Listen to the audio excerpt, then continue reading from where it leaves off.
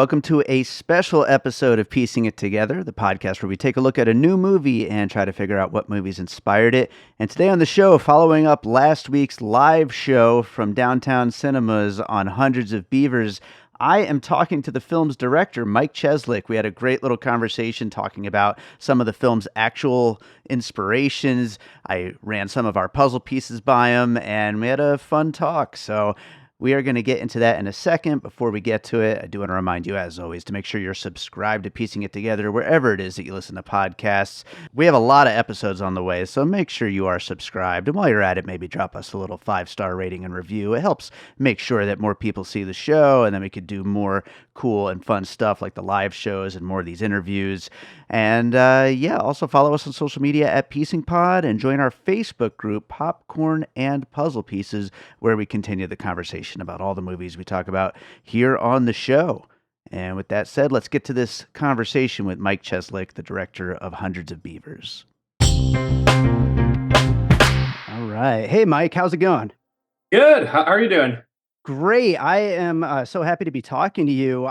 We, over on Piecing It Together, we did this live show where we were in the theater right after the movie played, and we're talking about what might have inspired Hundreds of Beavers. And I saw you guys posted a letterbox list of inspiration. So I'm going to talk a little bit about some of the overlap there, but I also want to maybe get into any other things that kind of maybe popped in your head along the way. But I mean, first of all, though, before getting into other movies that might have inspired Hundreds of Beavers, obviously we're kind of in the vein with Lake Michigan Monster. Like, what kind of inspired you to kind of go back into the let's mess with everything and just go crazy with as many visual effects and editing and all this kind of crazy stuff that you did? Well, we just like these strong black and white images, and Lake Michigan Monster was more of our like Guy Madden treatment of a 50s monster movie spoof. Not that we Mhm. really analyzed 50s monsters movies and like spoofed them precisely, like the skeleton of Cadavra or whatever. Like it was just Ryland's character and us just having ideas and building our little movie around that and keeping it in a black and white style so that it could sort of mask the budget and the shoddy compositing. Yeah, sure. Then we took a slight step up with Beavers, keeping the black and white and grain because we like strong black and white images, but again, it just kind of masks the budget and it's a shorter route to a strong image when you keep your look that way. Yeah, no, absolutely. And the Guy Madden comparison did come up in our conversation, but yeah, as far as like just trying things, like how much of this was script versus like coming together and editing? This was all storyboards actually, and then we just shot the storyboards. So I think everything except the wolf fight Mhm. was pretty much just shot as boarded, and then the beaver brawl in the third act is that shot list was made closer to the day with the fight choreographer, but Mm. everything else was it was boarded and it had a more of an animation pipeline. Interesting. Yeah. And I mean, obviously, one of the things we talked about was Looney Tunes. So, I mean, the idea that this was, storyboarded mainly versus an traditional script, I find that really interesting. I'm going to kind of gloss over some of the things that we talked about that were on your letterbox list. Things like, Baron Munchausen, Metropolis. I said Looney Tunes, the Gold Rush, stuff like that. Because you guys have already, basically said that, yeah, those were big inspirations here. I wanted to throw a few, because I know we don't have too much time, a few of the other ones that we talked about during the conversation. One of them was Cannibal the Musical, which was not on that list. I was wondering if you're a big fan of like just the, pure wackiness. I feel like if anybody is still doing this kind of slapsticky stuff, it's Trey Parker and Matt Stone. And not a lot of people are doing that anymore, but you guys are doing it heavily between these two movies. Thanks. You know what's funny is we love those guys, but I haven't seen Cannibal. Oh, really? Yeah, we get it as a comp all the time though. That's cool. That's cool. It's a wild one, absolutely. And also another like kind of tangent on that is you guys have songs in both these movies. Have you considered, full on musical at some point?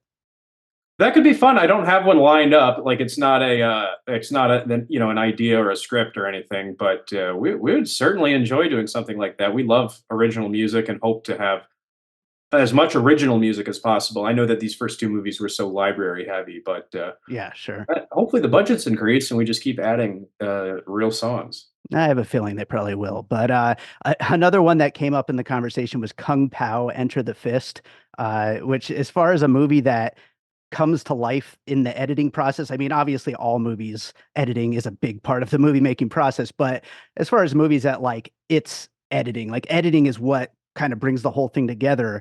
Are you a fan of that movie? And I mean, I feel like that is a big part of the process of how you're making these movies. No, I don't remember it that well. I saw it very young, so honestly, I wouldn't call it an inspiration. Mhm.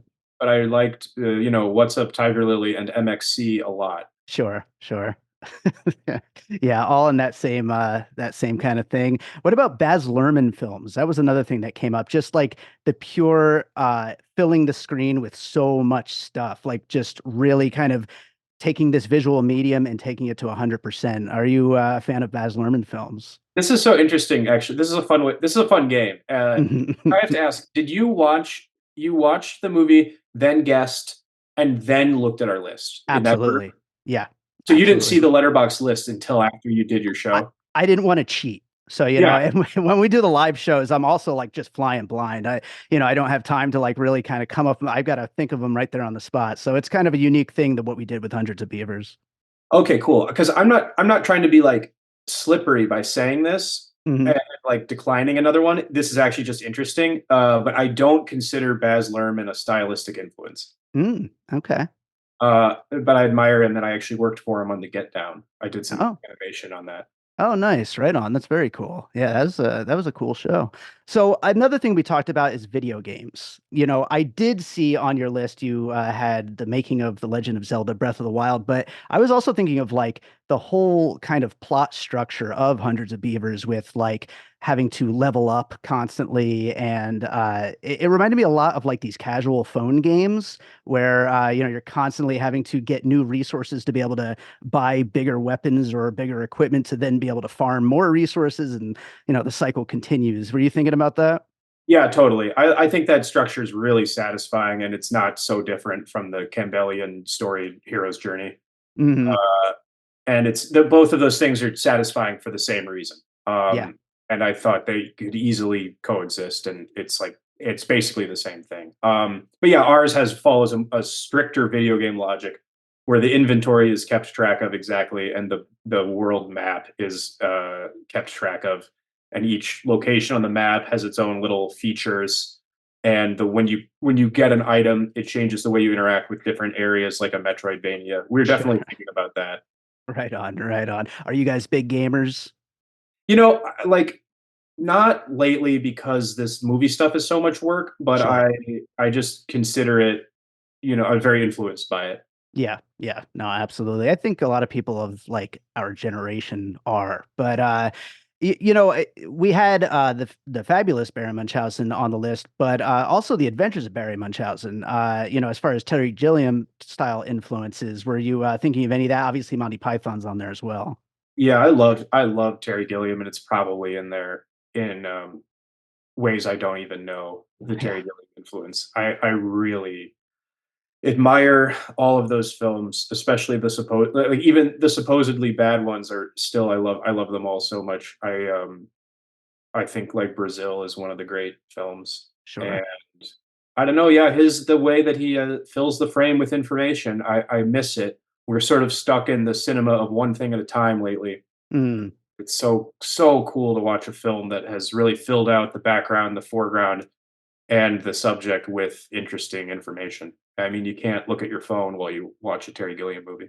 Yeah, yeah, no, that is absolutely true. And I don't think anybody would want to while watching something like Hundreds of Beavers because there's just like so much fun to be had in a movie like this. But I think another thing that was kind of brought up in passing, but we always bring up Evil Dead on this show. It just happens way too often. I know Evil Dead 2 was on your list, but I did want to bring it up just because listeners of my show know I bring it up all the damn time. And we didn't talk about it on the episode, but maybe a little bit about that influence. Yeah, that's always like a main influence for us. And I think we did a little Evil Dead style shooting in the third act with the fight, maybe, and Mm, probably other stuff I'm not even thinking about. But like the Sam Raimi Bruce Campbell thing is like we're just always going to be influenced by that. I mean, the end of Lake Michigan Monster for sure, and I'm sure it's all over Beavers in ways I don't even know. The kind of joyful idiot that, you just want to root for, even though he's kind of a dumbass. Yeah, we think that character is so funny. The Bruce Yeah, Campbell character, he's I the just best. always loved it. Was there anything on the letterbox list that you were like, I knew it? Yeah, Evil Dead was one of them, of course. Also, It's a Mad, Mad, Mad, Mad World was one that when I saw that, I was like, oh, why didn't I think of that? Oh yeah, the poster is a reference to it's a Mad Mad Mad Mad World because the movie came in so long that I Sure. was like, maybe if we make the poster a knockoff, it'll like we're like citing historical precedent for a long slapstick, and maybe people will forgive us for the runtime. I love it. I love that. I guess that Carl Zeman Munchausen's probably even more of a influence on Beavers because of the like non-realistic compositing that Mm. compositing can make a strong image but not be realistic, and that was our whole approach. Sure. I mean, that goes back to, this movie being just so editing heavy and like, doing something visual that you don't see in other movies. And I think that's a big part of, along with the humor, a big part of what is, making this stand out and making people really flock to it right now. The Naked Gun was another one that like was like, oh yeah, of course. And I mean, I think you specifically had Naked Gun 33 and a third. What was that about? That was the one I always rewatched. I don't know Okay. why. I just always rewatched that one, and I there's some really elaborate stuff they do. The Potemkin steps, or they parody. Oh God, they spoof the Mammoth De Palma movie Mm. that did the Potemkin reference. What was that movie called? Oh, What's the that? Al Capone movie. Right, right. Yeah. What the hell was that called? Was that The Untouchables? I think so. Yeah, yeah, I think Yeah, so. so that's a fun little. It's Naked Gun's kind of spoofing and homage. Yeah. That That's movie the just has thing. really complex gags that would be so hard to do. Absolutely. And that's the thing. Like, there's not a lot. I mean, we were just told that there's a new scary movie on the way, but like, spoof, slapstick, these things don't happen very often anymore. And that was one of the exciting things about this movie is just seeing somebody try to, bring back that anything goes goofy comedy that we really just don't see that often. Yeah, I don't know why the genre's been dormant. I think we're benefiting from a lot of just people haven't seen that movie in a while. So I keep saying it would be like if no one made a horror film for 30 years. The first guy to make one in a while, everyone would be like, "Oh my God, I forgot you could do this." But Sure. it's been a huge part of the American filmmaking tradition, and just for some reason we didn't do it for a while. Very verbal comedy lately. Yeah. Yeah.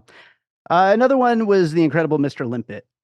Oh, just because of the combination. Yeah, I guess I gotta say, like, I'm not trying to be like, oh, I'm too slippery for them. I'm really just saying the Yeah. truth, which is that is not. I would not consider that an influence, but I do like Don Knotts a lot. I really Sure. like the.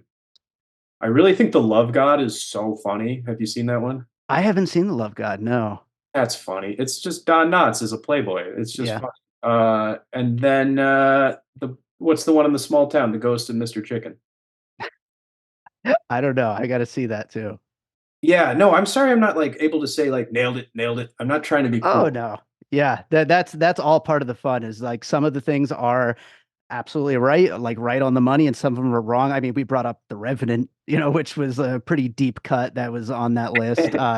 Yeah, originally, this was gonna be more of a spoof of The Revenant, but I don't think it's a spoof now. I mean, you tell me what you think, but, like, we're not, like, taking what it is about The Revenant and, like, deconstructing it in a spoof the way that, like, Dewey Cox deconstructs the Walk Hard or Ray. Like, we're not, like, spoofing The Revenant. It just turned into another entry in the slapstick genre rather than a satire, I think. Sure, sure. Yeah, there's a thin line between those kinds of specific kinds of comedies, but yeah, I don't think this really goes into specific spoof of anything in particular. It's more just slapstick and anything goes, and more of like a style spoof, if anything, of like that kind of old-timey kind of cartoon comedy that would usually have a person acting against, either animatronics or cartoons or what have you. But yeah, I don't Yeah, think a like spoof specifically. yeah, like, in my mind, a spoof would take a genre that's serious, like Mm, Airplane, uh,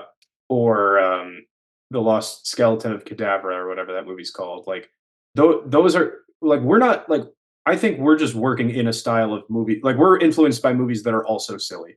Sure. Yeah, I think that's absolutely right, and, yeah, was there, like, one obviously, we have that list to refer back to, but is there, like, one major influence that this movie had for you? Like, that you were like, "I gotta at least nail, like, this homage or at least this kind of, thing that was done before?"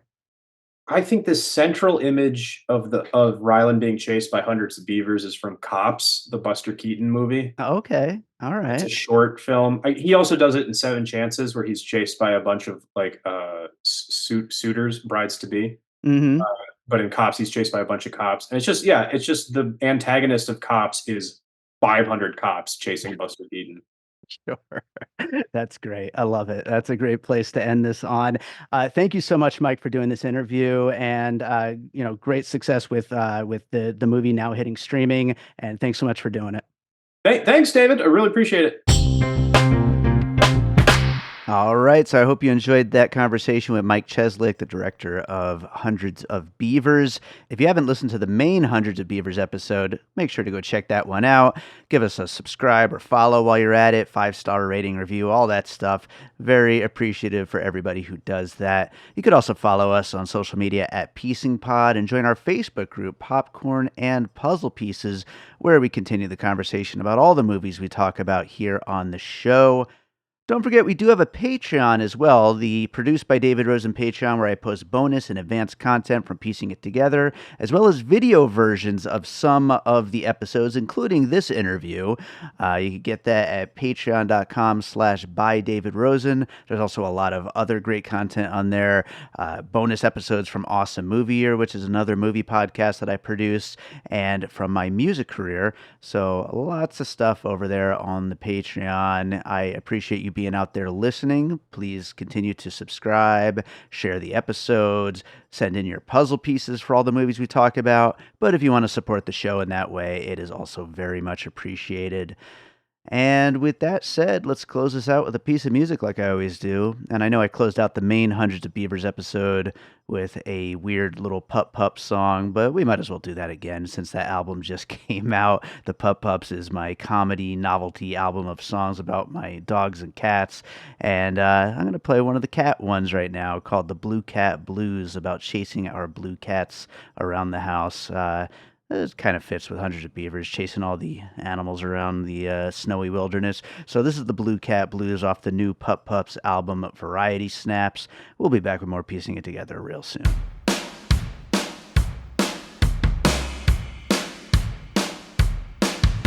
Chasing that cat at midnight, chasing that cat at noon, chasing that cat every single day. I gotta get that kitty soon. I got the blue cat blues.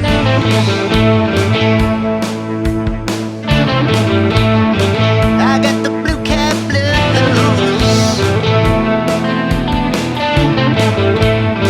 I got the blue cat blues.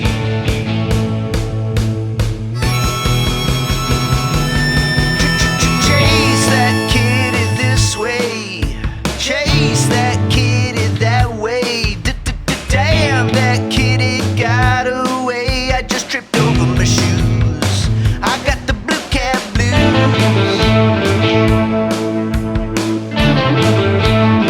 I got the blue cat blues.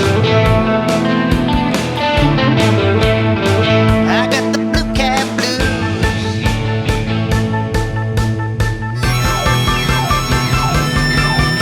That kitty jumped right over the railing.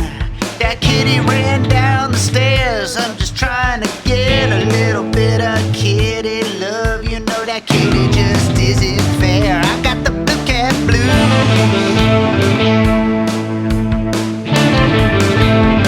I got the blue cat blues.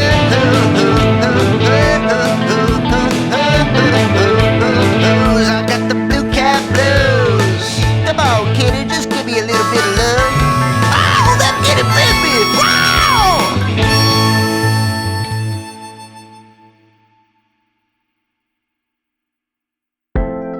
An All Points West production, produced by David Rosen in Las Vegas.